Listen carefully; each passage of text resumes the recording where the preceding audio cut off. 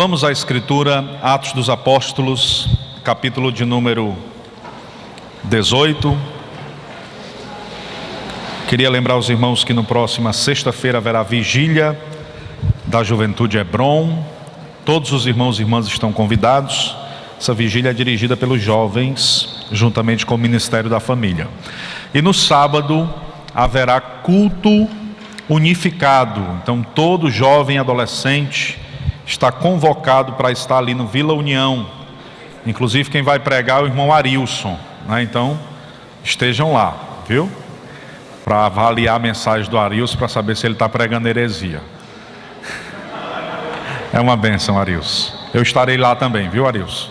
Estendendo a mão e abençoando sua mensagem, em nome de Jesus, né? Então, por favor, os irmãos façam um esforço para estar lá. Eu queria pedir para fazer um sinal com a mão o irmão Davi Lima, que é irmão do irmão Davi, da Assembleia de Deus Sobral. Onde está? Amém. Deus abençoe, Davi. Um grande prazer ter você entre nós.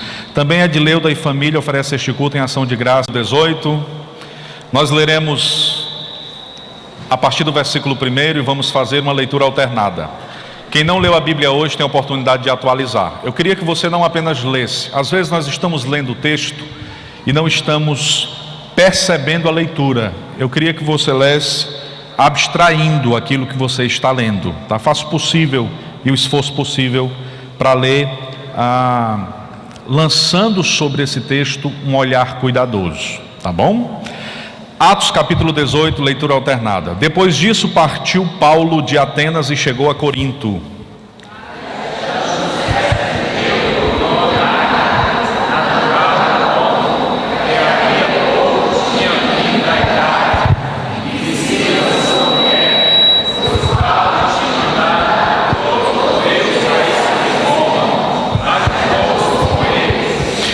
E como era do mesmo ofício, ficou com eles e trabalhava, pois tinha por ofício fazer tendas.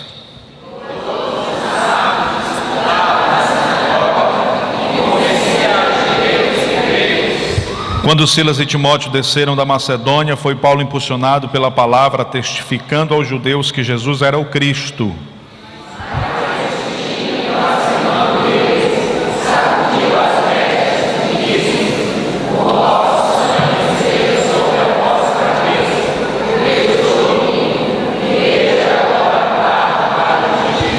Saindo dali, entrou em casa de um homem chamado Tito, justo, que servia a Deus e cuja casa estava junto à sinagoga.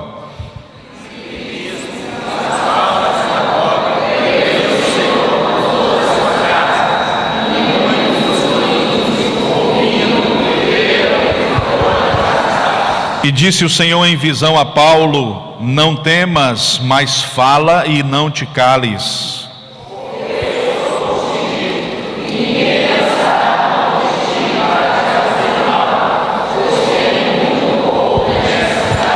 E ficou ali 1 ano e 6 meses, ensinando entre eles a palavra de Deus.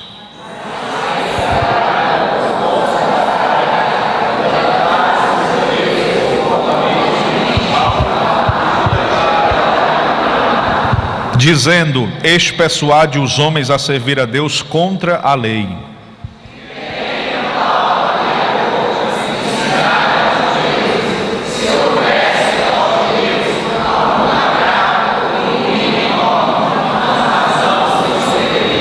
Mas se a questão é de palavras e de nomes e da lei que entre vós há, vede-o vós mesmos, porque eu não quero ser juiz destas coisas.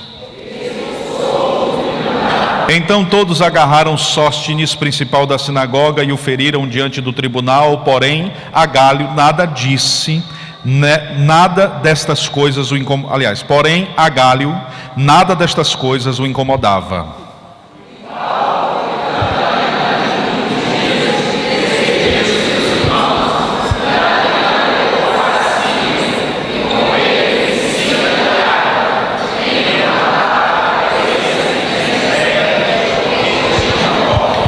Chegou a Éfeso e deixou-os ali, mas ele, entrando na sinagoga, disputava com os judeus.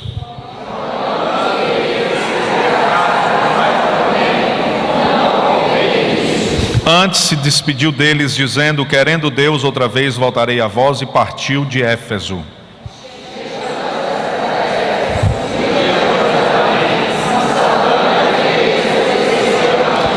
Todos, e estando ali algum tempo, partiu, passando sucessivamente pela província da Gália e da Frígia, confirmando a todos os discípulos. Pai bendito, Tua palavra é viva e eficaz, e o nosso coração precisa da Tua palavra para revigorar-se, para receber de Ti a força necessária, o pulsar necessário. Por isso, ó Deus, nós pedimos-Te que mais uma vez a Tua boa palavra seja colocada diante dos nossos olhos e que possamos experimentá-la e experienciá-la conforme a Tua vontade, em nome de Jesus. Podeis sentar, queridos.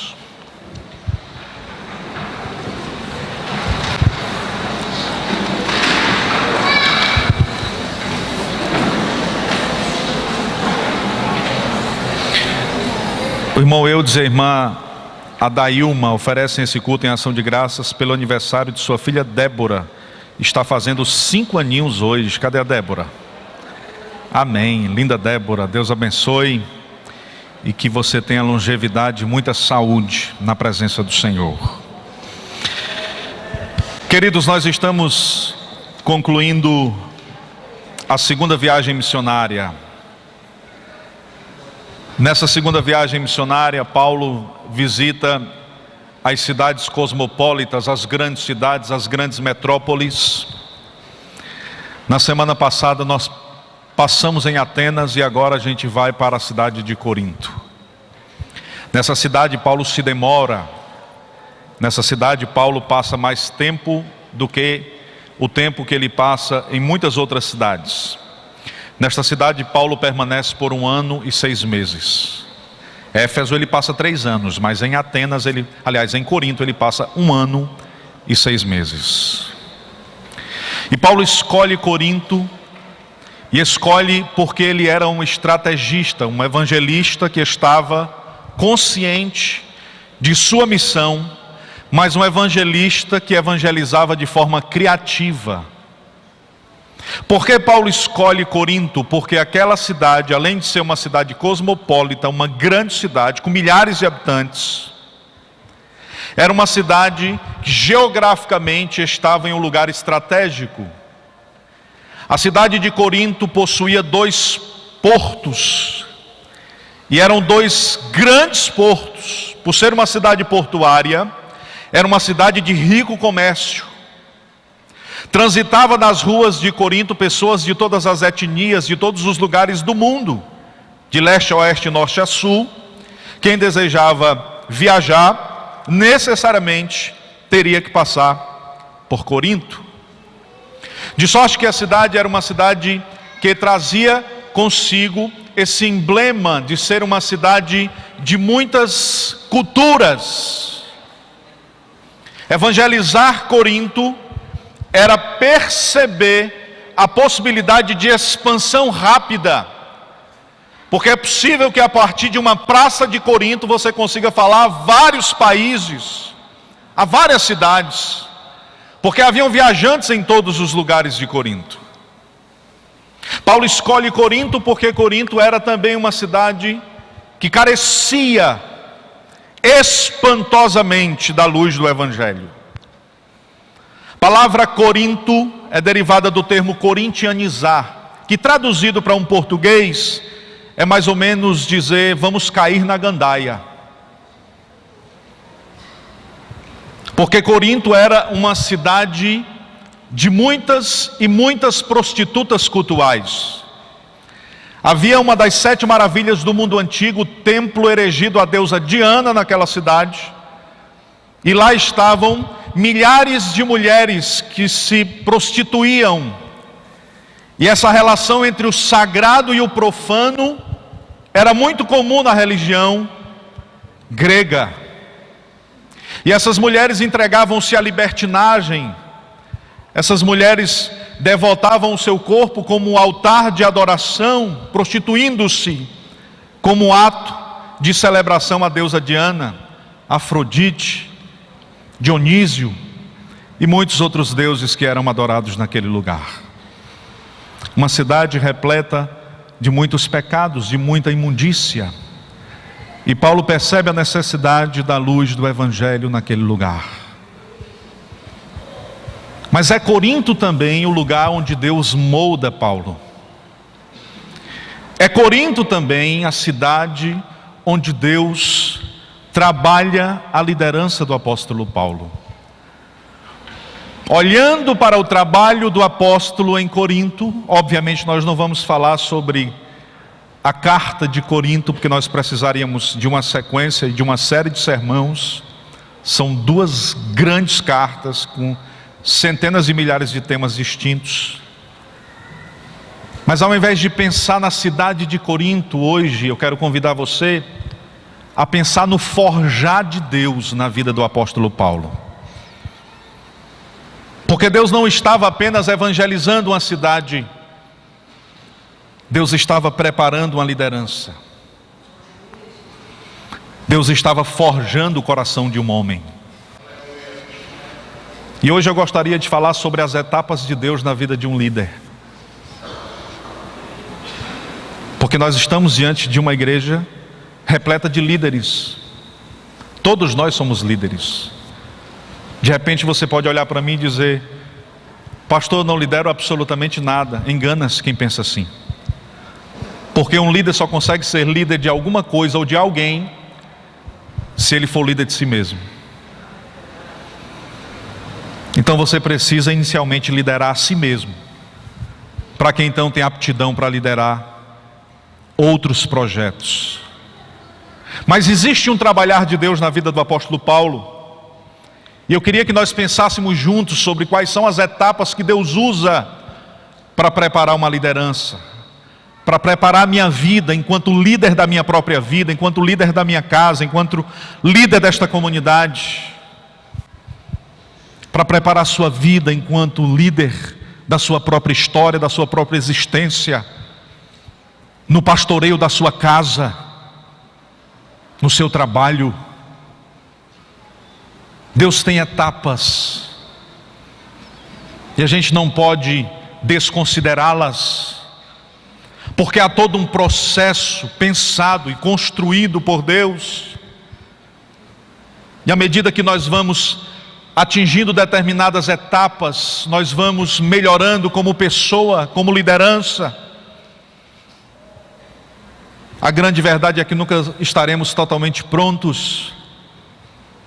Mas se hoje eu for um líder mais consciente do que era uma semana atrás, significa dizer que eu estou no caminho. Mas se esta semana eu for um pai mais consciente do que eu era há um ano atrás, significa dizer que eu estou no caminho. Se hoje você é um líder melhor do que o que você era há 10 anos atrás, significa dizer que você está no caminho. E Deus usa muitas etapas, e eu queria falar sobre algumas delas. A primeira etapa que nós encontramos nesse texto sagrado, que Deus usa para moldar a vida do apóstolo Paulo, é a etapa dos fundamentos. Deus estabelece fundamentos claros. Deus estabelece um alicerce na história de cada ser humano. Não foi diferente na vida de Paulo. Quando Paulo chega na cidade de Corinto, ele se encontra com Príscila e Áquila. O único versículo da Bíblia que a Bíblia fala primeiro de Áquila e depois de Príscila é 18:2. Todos os demais versículos que falam de Príscila e Áquila, Príscila vem em primeiro lugar. Justus Gonzalez, um dos mais extraordinários historiadores, já nos disse que essa sequência é lógica porque Príscila exercia maior influência e maior liderança na igreja que estava na sua casa do que Áquila. Ela certamente era uma mestre do saber. Certamente ela era alguém que manuseava bem a Escritura Sagrada, tão bem que o eloquente Apolo foi ensinado por ela e pelo marido. Existe um machismo tão grande em não se acreditar que a mulher tem capacidades cognitivas de ensinar, que eu estava um dia numa aula de seminário, aí um aluno disse assim: Príscila e Áquila, é porque no grego Príscila é homem e Áquila é mulher. Olha a tribulação desse aluno. Ele inventou uma história. Príscila e Áquila. Príscila era certamente uma mulher que exercia liderança. Deus pode levantar mulheres para exercer liderança, sim ou não?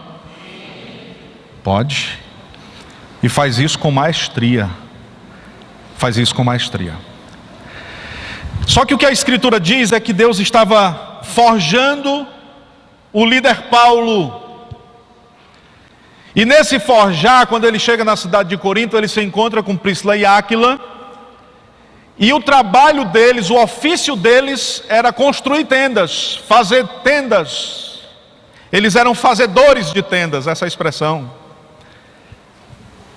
E Paulo, na sua adolescência, aprendera o mesmo ofício de fazer tendas.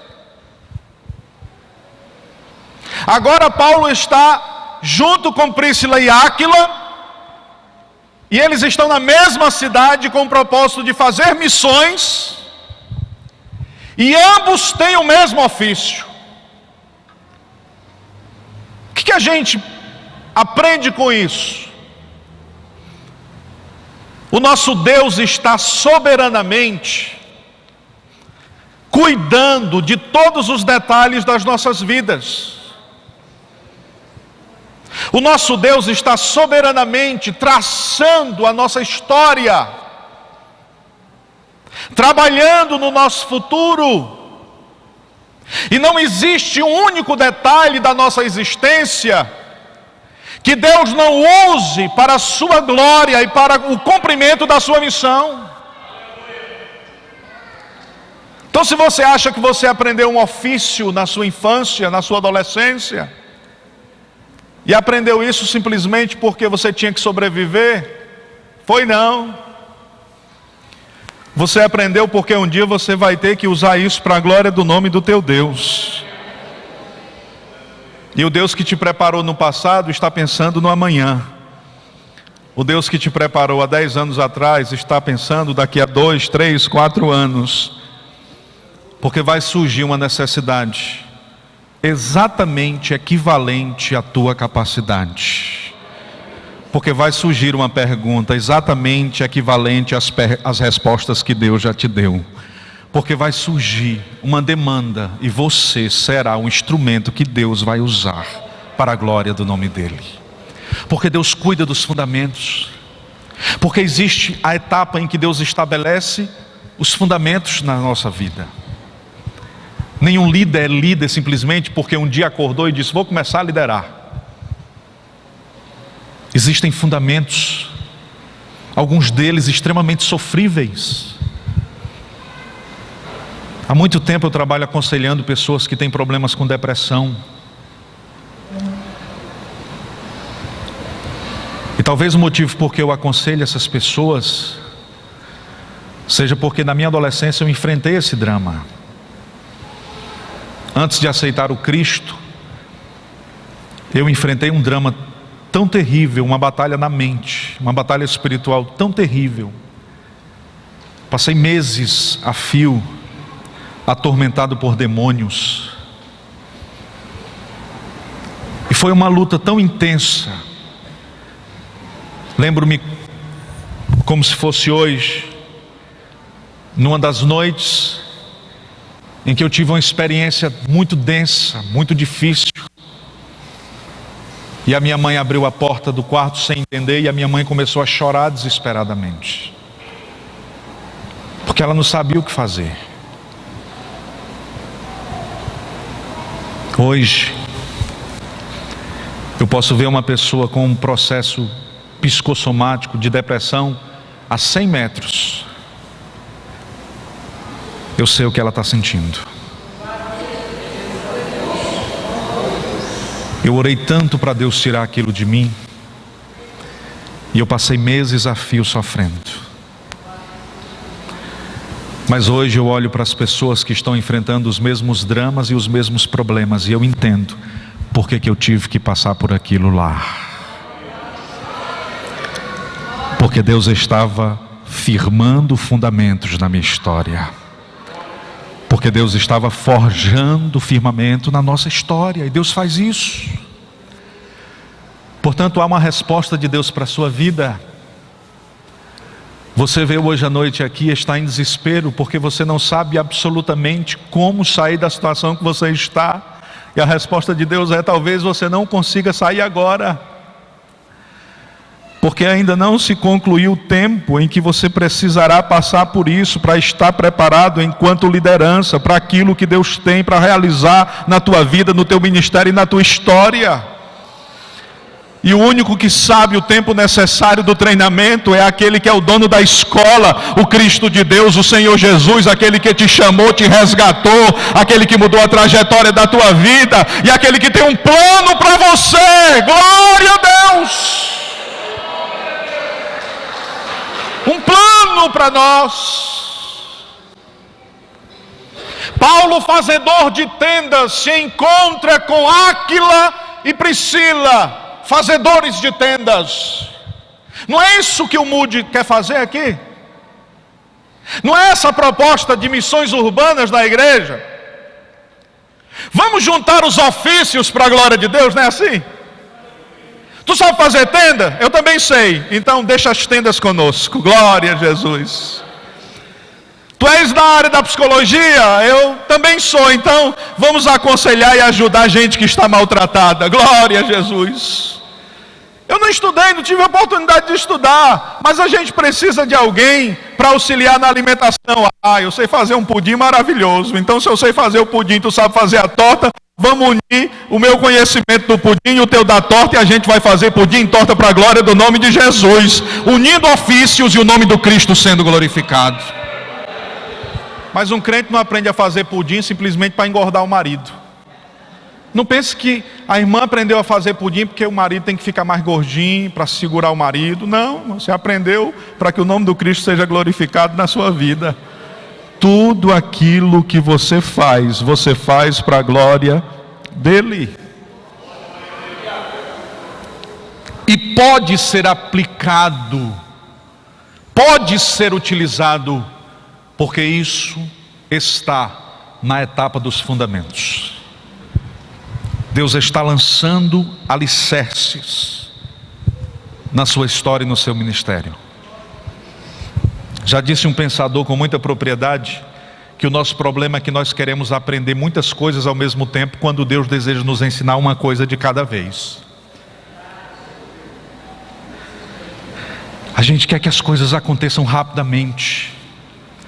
Nós queremos que num passe de mágica todos os problemas sejam sanados. Nós queremos que no passe de mágica estejamos prontos sem enfrentar os medos, os desafios. Tem gente que tem o maior desejo de ministrar, mas teme falar em público.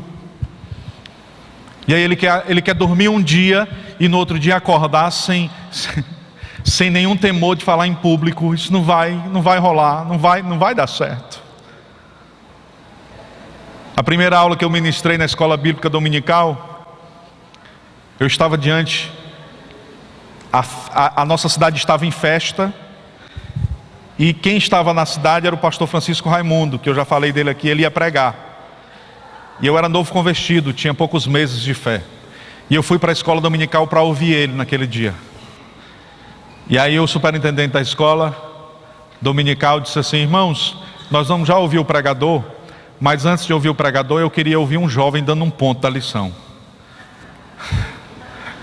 Aí ele disse assim: vem aqui, irmão Danilson. Irmão, pense na hora boa para morrer. Eu fiquei branco, faltou sangue, as pernas começaram a tremer. Aí eu peguei a revista. Quando eu comecei a ler a revista, parecia que eu nunca tinha lido uma palavra na vida. A revista começou a tremer, E quando eu vi que a revista estava tremendo e os irmãos estavam percebendo, eu soltei a revista na mesa e fiquei lendo assim.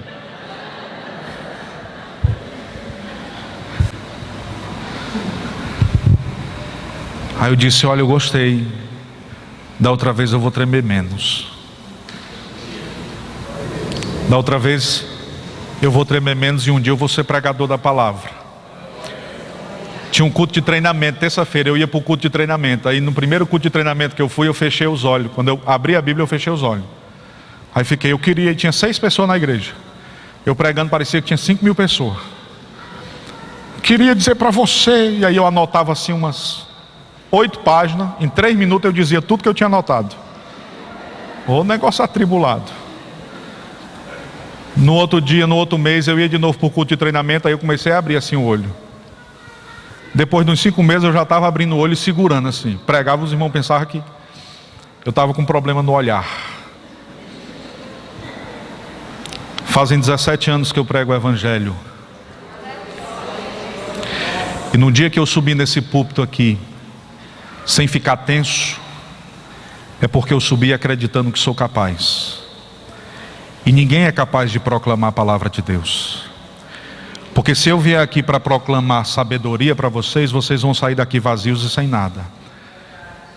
Eu tenho que vir aqui com meu coração consciente que eu estou aqui para ser porta-voz de Deus na vida de vocês. E vocês não estão aqui para ouvir sabedoria humana. Se fosse para ouvir sabedoria humana, ia para uma sala da UFC que pode assistir a aula, ia ter aula de filosofia, você ia aprender sobre filosofia e talvez você aprender sobre coisas mais profundas. Mas nós estamos aqui para ouvir a voz do nosso Deus. E eu continuo com a consciência de que o nosso Deus fala, porque Ele é bom e a sua misericórdia dura para sempre. O nosso Deus prepara os fundamentos necessários. Agora nós precisamos aprender uma coisa de cada vez. E a gente precisa compreender que Deus tem a vida toda para nos preparar. A vida e a obra que Deus tem para realizar em nós, ela é mais demorada do que a obra que Deus tem para realizar através de nós. Talvez Deus precise preparar você por 30 anos para usar um mês, mas você será usado para a glória do nome de Jesus. Talvez Deus precise preparar você 50 anos para usar uma noite, mas você será usado para a glória do nome de Jesus, usada para a glória do nome de Jesus. Porque Deus estabelece fundamentos na nossa história, e suportados por esses fundamentos, nós proclamamos o Cristo, nós declaramos o Evangelho, e a vida de Deus nasce no coração das pessoas. Primeira fase, a primeira etapa na vida de um líder é a etapa dos fundamentos. A segunda etapa é a etapa do crescimento interior. Crescimento interior. Quando Silas e Timóteo desceram da Macedônia, foi Paulo impulsionado pela palavra, testificando aos judeus que Jesus era o Cristo, mas resistindo e blasfemando eles, sacudiu as vestes e disse-lhe: o vosso sangue seja sobre a vossa cabeça, eu estou limpo, e desde agora parto para os gentios. O segundo fundamento é o fundamento do crescimento interior. Nesse fundamento, Deus trabalha numa das áreas mais importantes das nossas vidas, nossa interioridade. A missão mais importante e a obra mais necessária que Deus deseja realizar nessa terra começa no seu coração. Começa aí, no meu e no seu coração. E Deus molda Paulo. Paulo cresce interiormente a partir de 3 eventos. O primeiro evento que Deus usa para moldar Paulo é a rejeição. Diga comigo, rejeição. Paulo vai pregar o Evangelho, chega em Corinto, vai para a sinagoga. Quando ele começa a pregar o Evangelho, a Bíblia diz que os judeus não admitiram e não aceitaram o Evangelho. Você sabe o que foi que Paulo fez? Paulo disse: eu estou limpo do sangue de vocês. Sacudiu as vestes e disse para os judeus: eu agora vou para os gentios. Deus estava ensinando Paulo, irmãos. Paulo, ainda imaturo, pensava que era ele quem definia o tempo e a obra de Deus. Mas Deus estava moldando o coração do apóstolo. Paulo tentou pregar e foi resistido, e porque foi resistido ficou com um biquinho, magoado. Vocês não querem não o evangelho? Pois eu abro mão dessa missão, vou lançar o arado em outro lugar, e agora eu vou devotar atenção aos gentios. Paulo olhou para os judeus e disse assim: olha, já que vocês não querem, eu vou em busca de quem quer. Acabou. Não tem mais oportunidade para vocês. Mas quem é Paulo para dizer que Deus não vai mais salvar? Quando Deus gera crescimento interior na vida de um crente, esse crescimento começa com a decepção.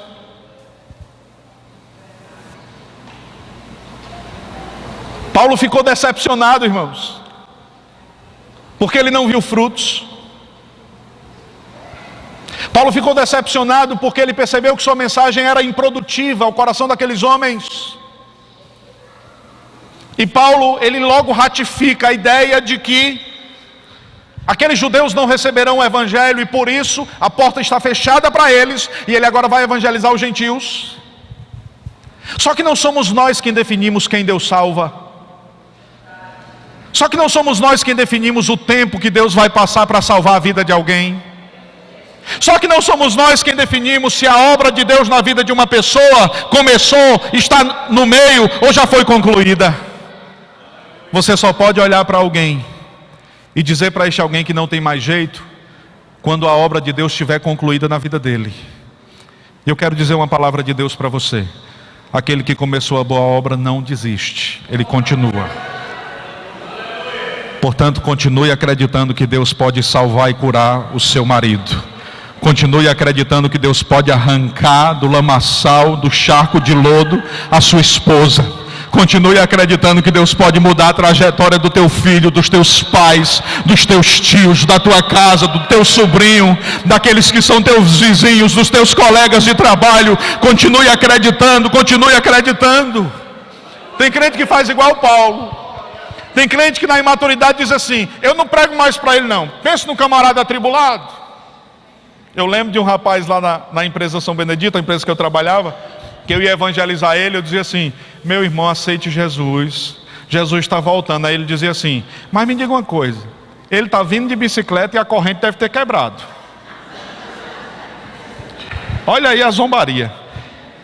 Porque está com uns 5 anos que tu me disse que ele está voltando e ele não chega. Ele deve estar vindo de bicicleta e a corrente deve estar quebrada. Um dia eu estava em casa por volta das 3 da tarde, o celular tocou.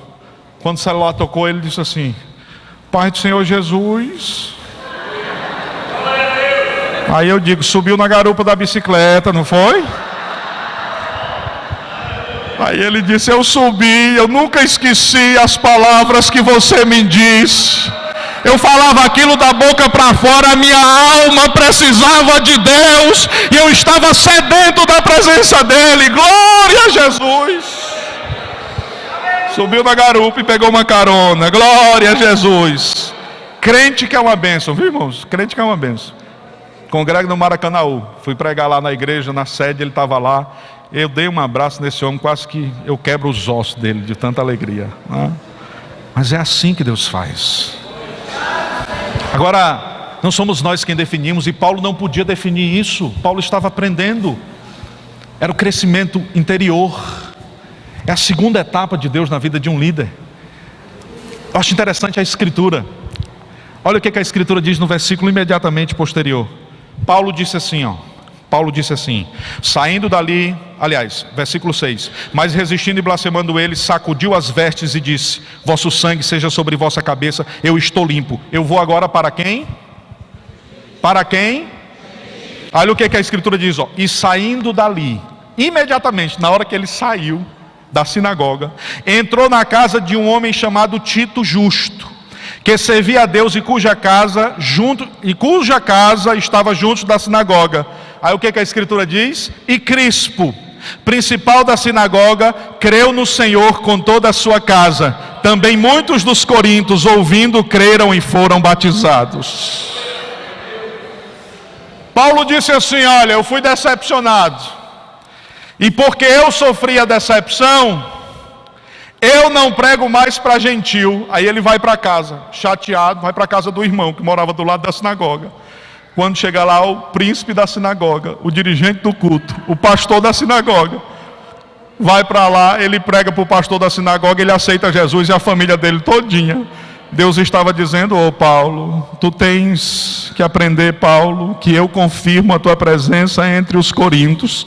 Tu tens que aprender que não é no teu tempo e não é na tua hora, é no meu tempo e na minha hora. Tu tens que aprender que tu és apenas o proclamador, eu é que sou o Salvador. Tu tens que aprender que eu sou o Senhor absoluto na história da humanidade, e o plano de Deus não pode ser frustrado. E aí o Deus Todo-Poderoso confirma. E sabe quando é que Deus confirma a liderança de alguém? Deus confirma a liderança de alguém quando esse se encontra com o impossível. Quando aquilo que não pode ser explicado é colocado diante dos seus olhos. Irmãos, Deus faz isso. Nós começamos o projeto do Ministério de Integração, e no domingo eu estava preocupado com o pai de uma jovem da igreja que eu pastoreava. Ele caiu de 12 metros de altura. Ele caiu de costas. E ele estava 2 dias no corredor do JF. E eu passei uma mensagem para o grupo e ela disse: pastor, ore por mim, por favor, ore pelo meu pai. Ele precisa drenar o pulmão, ele precisa passar por exames. Quando foi por volta de 3 horas da tarde, eu passei uma mensagem para o grupo de intercessão, e eu passei o nome dele, pedi que o grupo de intercessão orasse. 7 minutos depois,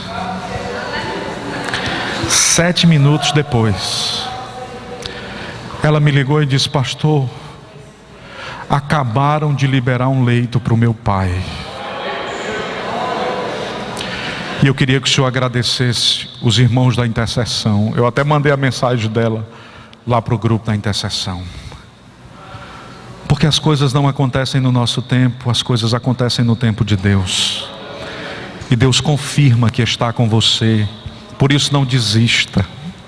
Por isso não acredite que a pessoa vai ser salva porque você está preparado e pronto para responder as perguntas dela. Não. A pessoa vai ser salva porque ela é miserável e você tem a palavra de Deus. A pessoa não vai ser salva porque você tem a resposta certa e filosoficamente coerente. A pessoa vai ser salva porque ela está cansada e ela precisa de água, e você tem água, e água da vida. Do seu interior fluem rios de águas vivas, e quem beber jamais tornará a ter sede. Deveras a água que eu lhe der se fará nele uma fonte que jorra para a vida eterna. Essa é a promessa de Deus. Essa é a promessa. Então, primeiro tem a decepção, segundo tem a confirmação. Aí em terceiro lugar tem a consolidação. Deus permite a decepção, Deus confirma que está com Paulo, depois Deus consolida o ministério paulino. E olha o que acontece na consolidação. Disse o Senhor, versículo 9, em visão a Paulo. Irmãos, você imagina você viver uma experiência dessa. Olha que coisa linda. Disse o Senhor em visão a Paulo: não temas, mas fala e não te cales, porque eu sou contigo. Ninguém lançará mão de ti para te fazer mal, porque eu tenho muito povo nesta cidade. Versículo 11: e ficou ali 1 ano e 6 meses ensinando entre eles a palavra de Deus. Deus disse assim: Paulo, eu já confirmei que eu estou contigo. Eu já trabalhei no coração do príncipe da sinagoga, Paulo. Agora eu tenho uma promessa para ti. Não temas. Eu estou, Paulo, na etapa do crescimento interior e você não pode temer, Paulo. Eu tenho uma promessa para você e eu tenho uma missão. E aí o Senhor Deus diz assim: não temas, fales e não te cales, porque ninguém nesta cidade levantará a mão contra ti, porque eu sou contigo, Paulo. Eu tenho uma missão. Sabe qual é a missão, Paulo? Eu tenho muito povo nessa cidade, o Senhor Deus diz a Paulo. Eu tenho muita gente para ser salva nessa cidade, Paulo. E sabe o que a Escritura diz no versículo posterior que eu acabei de ler?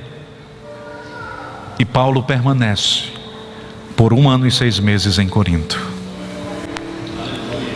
Deus fez uma promessa. Deus disse para Paulo que tinha uma missão. E Paulo disse: se o Senhor tem a missão, eu tenho a visão. Eu vou morar em Corinto. Era para ser uma viagem passageira, mas o Paulo estava crescendo interiormente. O Paulo estava entendendo que as coisas de Deus levam tempo para acontecer. Paulo se estabelece em Corinto,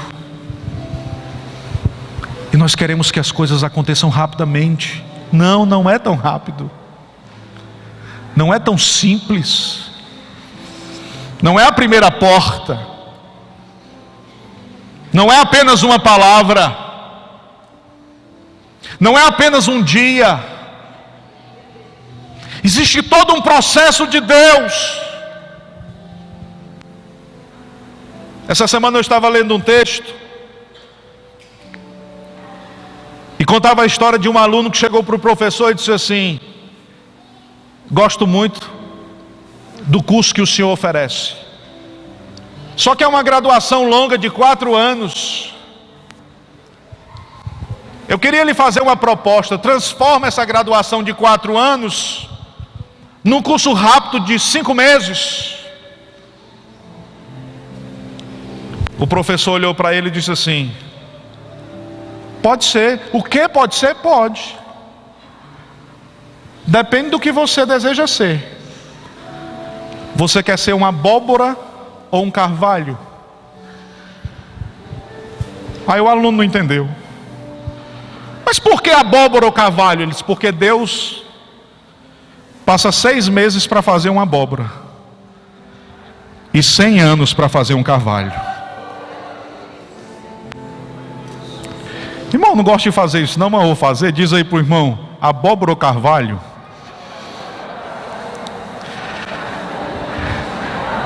Existe uma profecia de Deus para a tua vida nessa noite. Isaías capítulo 61, versículo 3, esse texto começa falando, é um texto messiânico, mas se estende para você nessa noite. Sabe o que o texto diz? Diz assim, ó: Deus te dará graça, e você dará aos que choram coroa ao invés de cinzas, óleo de alegria ao invés de pranto, manto de louvor em vez de espírito deprimido, e vocês serão chamados carvalhos de justiça, plantio do Senhor, para a manifestação da glória do Senhor. Nós não somos abóboras que são feitas rapidamente, nós somos carvalhos que são firmados na casa do Senhor, plantios do Senhor, que vivem para a glória do Senhor. Pode demorar, mas toda essa dor e toda essa prova vai moldar a tua vida, e tu crescerás em tua interioridade, e verás a graça e a glória de Deus na tua vida.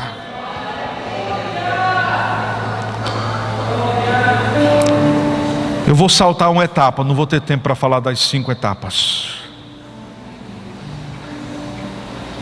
A quarta etapa, na verdade, a terceira, né? A primeira etapa é a etapa dos fundamentos, a segunda do crescimento interior, a terceira seria do amadurecimento, mas a gente vai saltar essa. Nós vamos falar da quarta etapa, e a quarta etapa é a etapa do reconhecimento.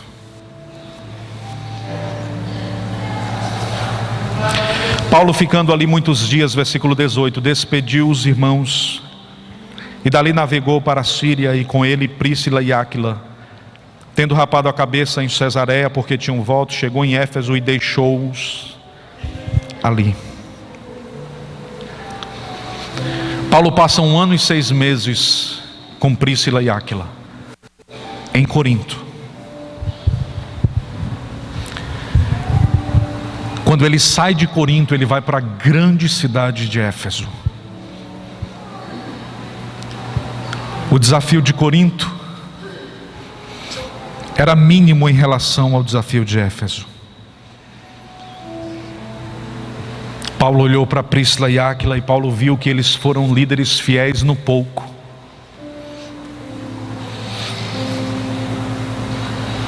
A etapa do reconhecimento é quando Deus inspira você a ser bênção na vida de outras pessoas.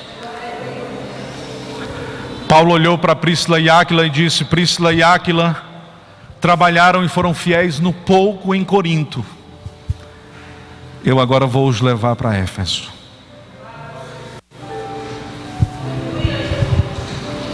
Tem gente que passa a vida toda em Corinto. Tem gente que nunca sai de Corinto, porque não tem um Paulo que já atingiu a etapa do reconhecimento e sabe que precisa reconhecer o trabalho de quem se esmerou em Corinto.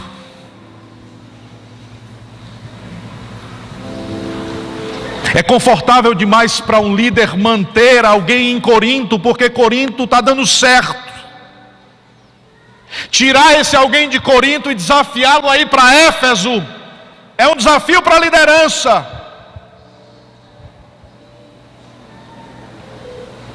Mas Deus não nos chamou para viver apenas a experiência de Corinto. Deus nos chamou para novos desafios, e Éfeso está bem ali. E você será Paulo na vida de outras pessoas, a remover essas pessoas da zona de conforto e dizer: ei, tem uma Éfeso à frente, tem experiência nova à frente. Sabe qual é a questão de manter alguém em Corinto? É que quando você mantém alguém em Corinto, as coisas continuam normais. Mas você não pode esperar resultados diferentes fazendo a mesma coisa, como disse Einstein. Você sabe quando é que as coisas mudam? Quando você vai em Corinto e diz assim: tá bom, Corinto, tá, mas tem outra pessoa para ser treinada em Corinto. Chegou a hora de você ajeitar as malas, e eu vou te deixar em Éfeso. Mas por que eu tenho que ir para Éfeso? Porque em Éfeso eu vou treinar toda a minha capacidade produtiva. Porque em Éfeso eu serei desafiado a apresentar 100% daquilo que eu estou disposto a entregar. Robert Clinton disse uma frase que eu acho extraordinária: Deus prefere usar um homem 100% comprometido com o seu reino do que usar 100 homens 90% comprometidos. Você sabe por que Deus vai te levar para Éfeso? Porque Ele quer que você esteja 100% comprometido. E para estar 100% comprometido, você tem que estar 100% desafiado. Se você veio para esse culto sem saber qual direção tomar, que decisão tomar, há uma palavra de Deus para você nesta noite. O Deus que cuidou de você em Corinto é o mesmo Deus que vai trabalhar em Éfeso. O Deus que te ajudou e te sustentou em Corinto é o Deus que está te conduzindo para Éfeso. E quando você chegar em Éfeso, você vai ver a glória de Deus na tua vida e na tua história. Tudo que era necessário acontecer em Corinto aconteceu. É hora de viver a experiência de Éfeso. Amém, irmãos? E por fim, a última etapa, para nós cantarmos a Deus e a gente retornar para casa, refletindo sobre a nossa liderança. Você sabe qual é a última etapa? É a etapa da celebração. Tem gente aqui que já está vivendo essa etapa. Etapa da celebração. Diz a Escritura que Paulo chegou em Éfeso, entregou Príscila e Áquila àquela cidade, para ser bênção em Éfeso. A Escritura diz que ele volta para Jerusalém, retorna para Jerusalém, passa uns dias em Jerusalém, depois ele vai para Antioquia, a igreja que lhe enviou em missão. Depois ele vai para a Galácia, primeira viagem missionária, revisitando as igrejas que ele havia aberto, que ele havia fundado. Depois ele vai para a Frígia, revisitando as igrejas, e a Bíblia diz: e ele caminhou nas cidades confirmando a fé dos discípulos de Jesus.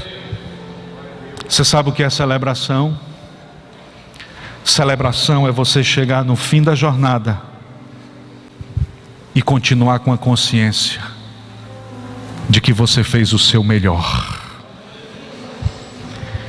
Existe um teólogo que eu amo muito, chamado Jacó Arminio.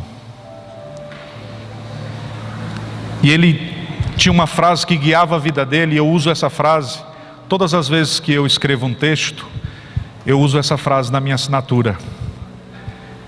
Ele usava essa frase no latim: bona conscientia paradiso. O que é bona conscientia paradiso? Boa consciência é um paraíso. E é mesmo, irmãos. Você pode ter o melhor preparo para desempenhar a sua função. Você pode ter a legalidade da sua liderança para desempenhar a função.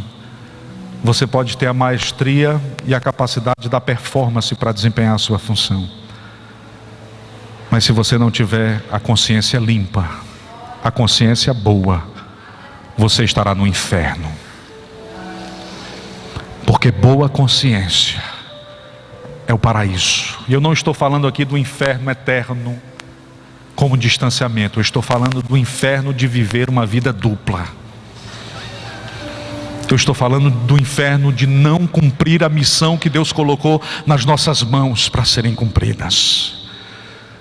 Bom é chegar em Éfeso, olhar para Jerusalém e dizer: eu tenho consciência de que eu fui bênção em Jerusalém, fui bênção na Galácia, fui bênção na Frígia, fui bênção aonde eu coloquei a planta do meu pé. Não fui perfeito, mas fui o melhor que eu pude, e a graça de Deus se manifestou em tudo aquilo que eu fiz. Glórias sejam dadas a Jesus.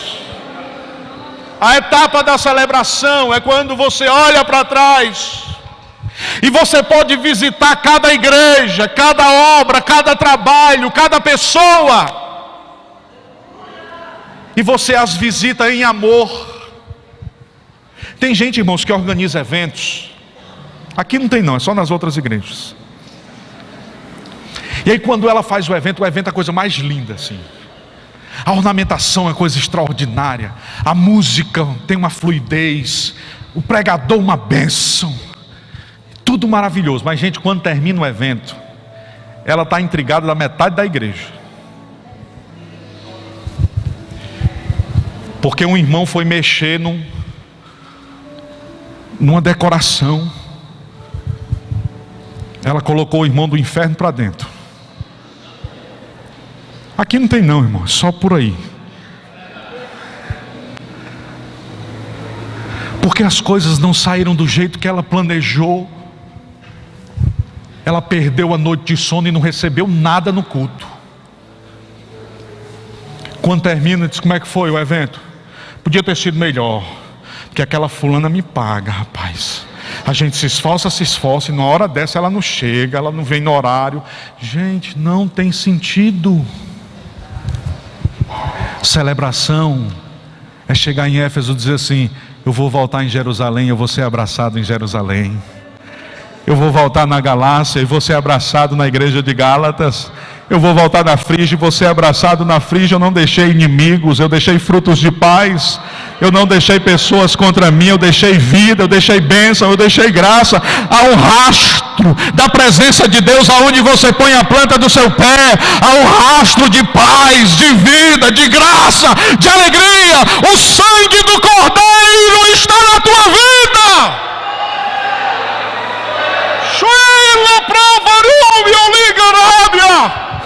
O sangue do Cordeiro está na tua vida.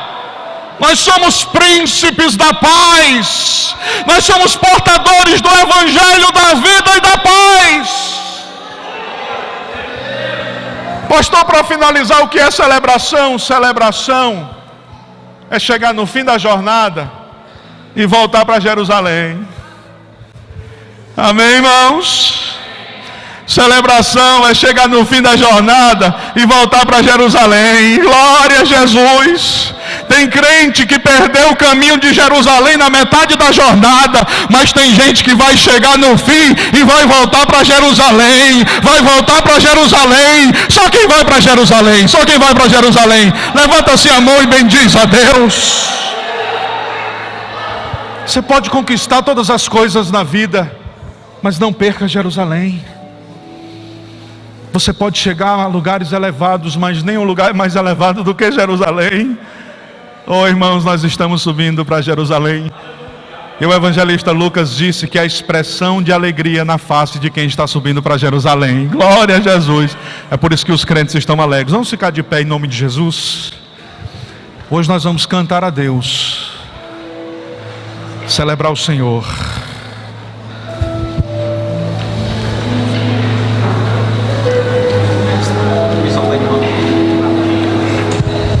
Queridos, cante ao Senhor nessa noite. Próximo domingo, os irmãos, lembrem-se daquela contribuição da fralda geriátrica, do lençol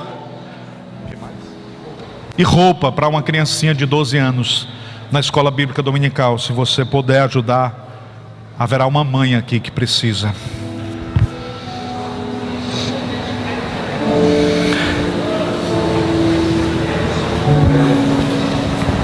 Vamos cantar ao Senhor, porque nós estamos indo para Jerusalém e a nossa alma está cheia de graça. A nossa alma está cheia de gratidão a Deus que nos colocou no caminho de Jerusalém.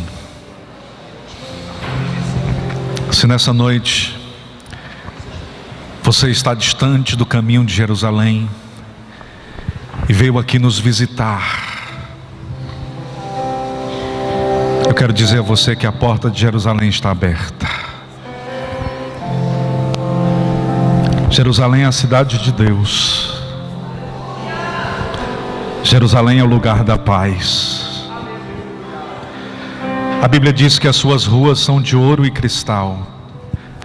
Sua muralha é de crisópase, topázio, berilo e ametista. A Bíblia diz que na sala do trono existe um trono com arco-íris esmeraltado. Aquele que está sentado no trono é semelhante ao jaspe. A Escritura diz que há um rio como mar de vidro. Mas o céu não é bom pelo que tem lá, o céu é bom pelo que não tem lá. Lá não haverá mais morte, lá não haverá mais sofrimento, lá não haverá mais pecados, lá não haverá mais angústias, lá não haverá mais doenças terminais. Lá não haverá nada daquilo que afeta a tua alma. Cante ao Senhor. Tudo vem de ti. Cante ao Senhor nesta noite. Tudo está em ti.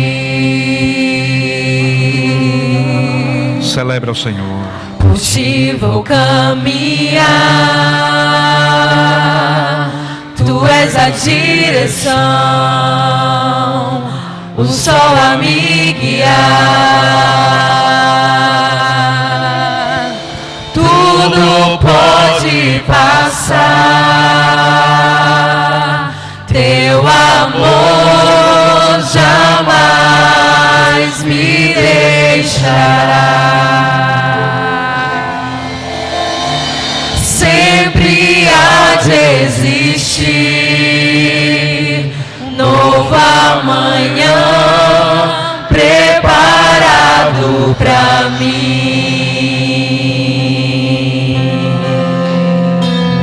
Preparado. Eu me rendo aos teus pés, és tudo que eu preciso pra viver. Eu me lanço aos teus braços, onde encontro meu refúgio.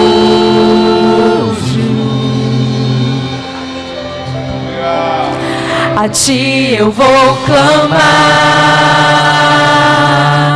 pois tudo vem de ti e tudo está em ti. Por ti vou caminhar, tu és a direção, o sol a me guiar. Tudo pode passar, teu amor jamais me deixará. Sempre há de existir um novo amanhã preparado pra mim. Aleluia! Preparado pra mim. Preparado pra mim.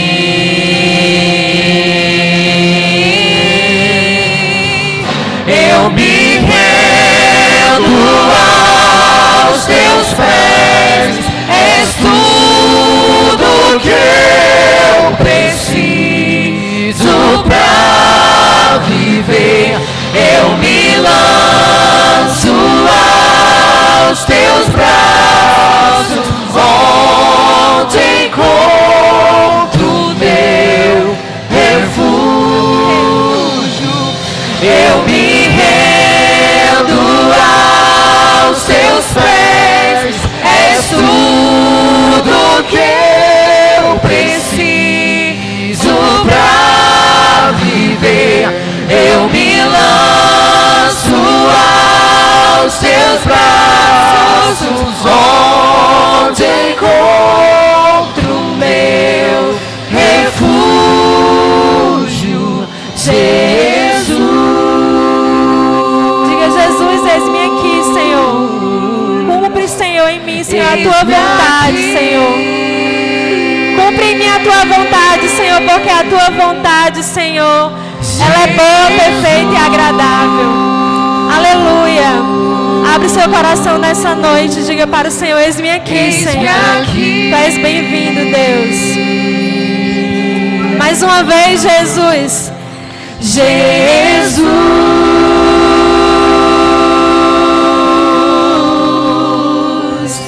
Eis-me aqui.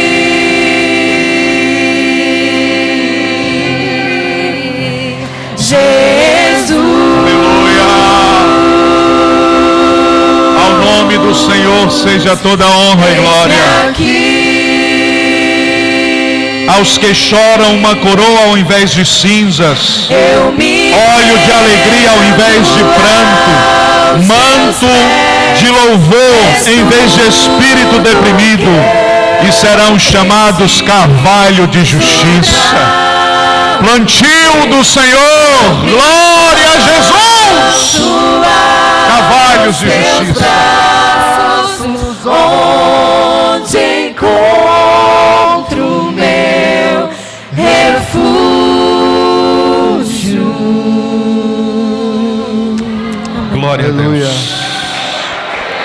Glória a Deus. Meus irmãos, próximo domingo, os irmãos tragam a nossa ajuda da filantropia, tá? Os irmãos que receberam o marcador de Bíblia e que tem o item, o ingrediente que você deve trazer, por favor, não esqueçam de trazer domingo, para nós abençoarmos as famílias que estão enfrentando um tempo de prova, tá certo? Eu queria avisar que a equipe de mídia, cadê o irmão Lúcio? Pode avisar, irmão Lúcio?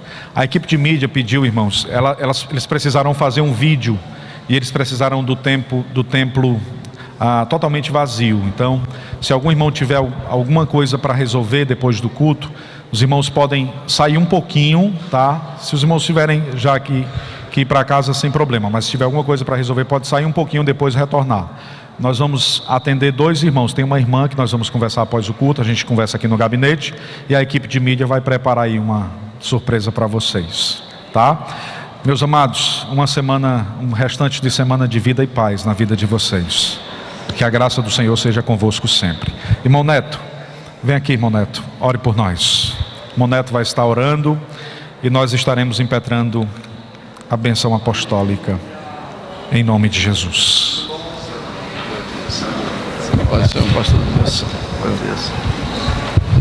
Glória a Deus. Eu saúdo a amada igreja com a paz do Senhor. Vamos orar. Senhor Deus maravilhoso, Pai querido, obrigado, Senhor, por este momento maravilhoso, Senhor. Obrigado por Tua palavra santa e maravilhosa, porque falaste aos nossos corações, Senhor. Porque Tu és o Deus Todo-Poderoso, Senhor, que o Senhor fala diretamente, Senhor, para que se entenda, Pai querido. A Tua palavra é perfeita, é poderosa, Senhor, e faz exatamente o que o Senhor quer que se faça, Pai querido. Muito obrigado, Senhor, porque nós entendemos o que o Senhor quer fazer, Senhor, porque tudo o que o Senhor quer fazer, Senhor, o Senhor fala aos Teus servos, aos Teus filhos, Senhor. Muito obrigado por este momento de adoração, por este momento, Senhor, que o Senhor tem chamado os Teus filhos, Senhor, para se congregar, Senhor, para estar aqui Te servindo, para estar aqui Te amando e Te adorando, Senhor. Muito obrigado, Pai querido. Obrigado, Senhor, pelo Teu servo, Senhor, pelo anjo, Senhor, da igreja, que o Senhor colocaste neste lugar, para que cada vez mais, Senhor, nós venhamos a aprender de Ti, Senhor, para que nós venhamos, Senhor, a estar, Senhor, andando, Senhor, seguindo exatamente em direção ao céu. Muito obrigado, Pai querido, porque, Senhor, esta igreja, ela está, Senhor, indo na direção certa, que é exatamente em direção a Ti, Pai. Muito obrigado, Senhor, muito obrigado. Abençoa, faz maravilhas, Senhor, para que nós venhamos a continuar, Senhor, meu Deus, sendo usados por Ti, como vasos de bênção, como vasos de ouro, Senhor, na Tua casa, Senhor, para que o Teu nome seja glorificado, Senhor. Eis-nos aqui, Pai, para fazer a Tua santa e poderosa e maravilhosa vontade, Senhor. Muito obrigado, Pai querido, em nome de Teu Filho amado, é que nós Te pedimos e Te agradecemos. Amém, Senhor Deus, amém. A graça de nosso Senhor e Salvador Jesus Cristo, o grande amor de Deus, o nosso Pai e Senhor, a comunhão e as ternas consolações do Espírito de Deus, repouse sobre a igreja. Quem tem fé, diga amém. Saúde o seu irmão antes de sair, em nome de Jesus.